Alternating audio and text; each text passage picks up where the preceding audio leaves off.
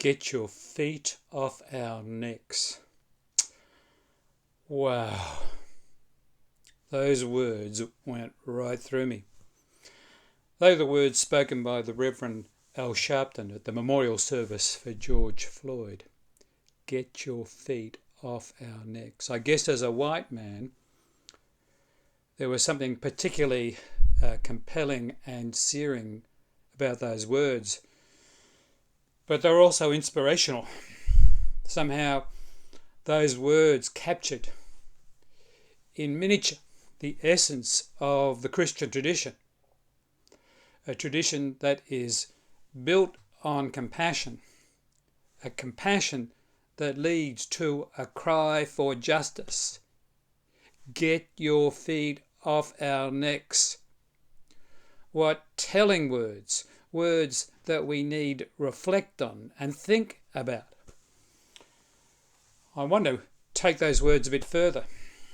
I think those words and the death of George Floyd is not only a challenge to the United States, but it's a challenge to all Westerners, to people like myself who are part of the Western Christian tradition, to think about who we are, to reflect upon our faith, what we believe, and whether or not what we believe makes things worse or makes things better.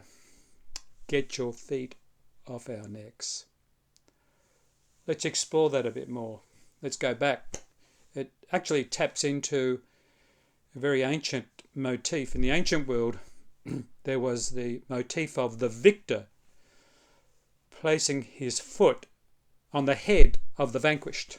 And there's a famous Assyrian relief of Tiglath-Pileser III from the 8th century before the Common Era with his foot on the head of the vanquished.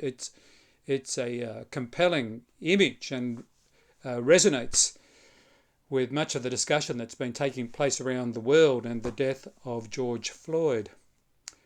This biblical image became part of the biblical discourse. This biblical image of the enemies as footstools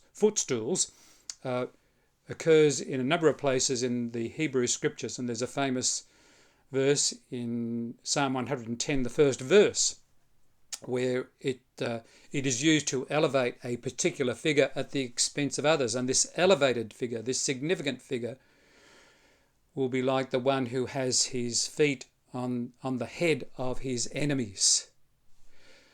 Perversely somewhat, this image of enemy as footstools was then used or incorporated into the gospel descriptions of the significance of Jesus. So in an attempt to say that Jesus was significant and he had a special place, there was reference to that Jesus would be treated like a Lord who would have his enemies as his footstools. Now, of course, this image of enemies as footstools, this tragic figure of the vanquished, jars against the best of the Christian tradition. And so I want to explore now the best of the Christian tradition, what I think is the essence of the gospel, as a critique of this kind of oppression, these acts of domination. And perhaps the best place to start is with the Sermon on the Mount in the Gospel of Matthew. In the Gospel of Matthew, fantastic gospel, a gospel that presents Jesus as a significant figure within the Jewish tradition, who has this subversive message of compassion. And the Sermon on the Mount, chapters 5, 6 and 7, presents in many ways the political platform of Jesus. He presents this vision of justice, and in presenting this vision, he subverts the norms or the conventions of his era. He challenges the thinking of his time. He reverses things. And the classic reversal comes where he challenges his listeners, the disciples, to love their enemies. Now, in the ancient world, war, violence and conflict had been major problems. So they developed some protocols for dealing with it. And that's where the notion of an eye for an eye comes. It was meant to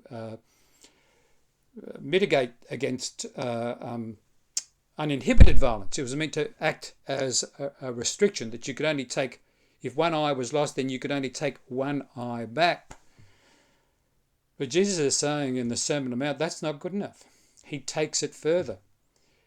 And he summarises the essence of his teaching, certainly the essence of the sermon, by love your enemies. What a compelling message.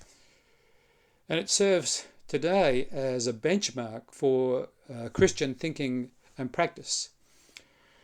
So, with this image of Jesus, this essence of the gospel, which condemns violence and oppression, which undermines the motif of enemies as footstools, and instead exhorts, encourages to embrace our enemies, we have a yardstick in which we can assess some important things. So what I'd like us to do now is to reflect upon three important aspects that relate to the contemporary situation. Relates to a tradition of domination, the importance of reconstruction, and finally that plea, the plea from the Sermon on the Mount to embrace our enemies. There is, now first of all, there is a tradition within European history of domination, as European nations began to emerge and form out of the Middle Ages into the 15th, 16th and 17th centuries. They also began their colonising efforts in South America, in Africa, North America. At that time, they had an ideology. There was a certain sense of European superiority, European privilege. Other nations were regarded as, a bit like the tradition of the ancient Romans, as barbarians. Now, this took a particular turn around about the 17th and 18th century with the inception or the spread of the practice of slavery. And there are two interesting case studies you could do. One is the Commonwealth of Virginia in the United States, and the other one is the British province, what was then the British province of the West Indies. This sense of European privilege or European superiority began to be transformed into white privilege or white superiority. Initially with the slave trade, there were also white slaves. There were white bond servants. But as slavery developed in Virginia and in the West Indies, for example, the slaves became predominantly black, and the distinction was made between the superiority of the white masters and the inferiority of the black slaves. There was an interesting case study or study done in the West Indies too about the role that the church played in this, that the Anglican church in that context during the 17th and 18th century reinforced the wider European practices of superiority and gave it a certain kind of theological underwriting. Now, some of this goes back to the ancient roots of the Judeo-Christian tradition, that is, a particular construal of our ancient roots. I'm thinking here of the first creation story, and there are two. The first creation story in Genesis chapter 1, where the conclusion of the creation event is that male and female, man and woman, are given dominion over all creatures. Now, within the context of that first creation story, that was limited dominion. Man and woman were meant to be stewards or agents for God. But that text and that notion of dominion became part and parcel not only of Western Christian thinking, but also European thinking. This morphing from European privilege to white privilege was then reinforced by this sense of dominion, that we were the inheritors of privilege, and it was our responsibility and right to have dominion. What a slap in the face then. The words of Al Sharpton. Get your feet off our necks. It picks up and reminds us of the kind of oppression that Jesus encountered, where the enemies were treated or perceived as footstools. Love your enemies. It is a challenge. It undermines this Western tradition of oppression, this Western tradition of white privilege. It calls into question some of the pillars of Western society and implores us to think seriously about reconstruction. Now, this reconstruction has to take place at a number of levels. I want to focus in a minute on the theological level, but obviously it requires social reconstruction.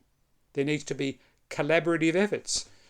Some of the pleas coming out of the United States, and it's reflected also within Australia, where we have our own black history, our own oppression of our black people, coming from both the United States and Australia, is a plea for collaboration, a plea for sharp social critique, a plea for changing social structures, such as the culture of incarceration, the culture of policing in various places. So reconstruction is actually fundamental to a response to this plea for justice, this plea for the liberation of oppression. But there also needs to be within the church itself the work of reconstruction. Now, obviously in recent decades we've seen signs of that within Christianity, where we've felt uncomfortable with imperial images of God as sovereign, of God as monarch, as God as conqueror, of God who might place God's feet on the head of the vanquished.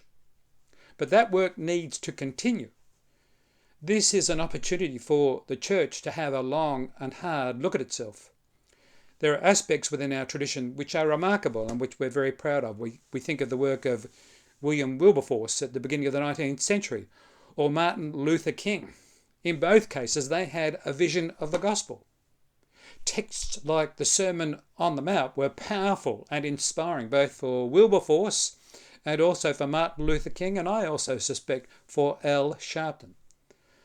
This then is a time not simply to cast stones on what is taking place in America, but also to look at what is taking place in Australia, and in particular, the Australian church. How do we measure up? What contribution do we make implicitly or unintentionally to those structures that are sources of oppression and that reinforce racism in our country? Love your enemies. There are no qualifications, no excuse. It is a demanding call that cuts to the heart of the Christian faith. And when we put it in the broader perspective of the teachings and practice of Jesus, loving your enemies is simply the starting place. It's just the beginning.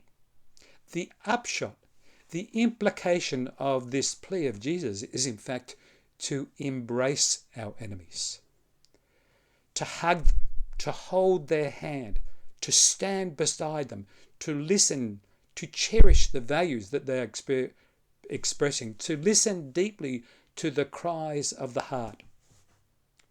Get your feet off our necks. It is both a prophetic judgment on the structures of oppression and a plea from the heart for compassion and for justice. Get your feet off our necks. Let's take this up in Australia, within the Australian church, as a challenge to live out and practice the kind of Christianity that Jesus has set before us. One which doesn't simply love our enemies, but calls us to embrace them.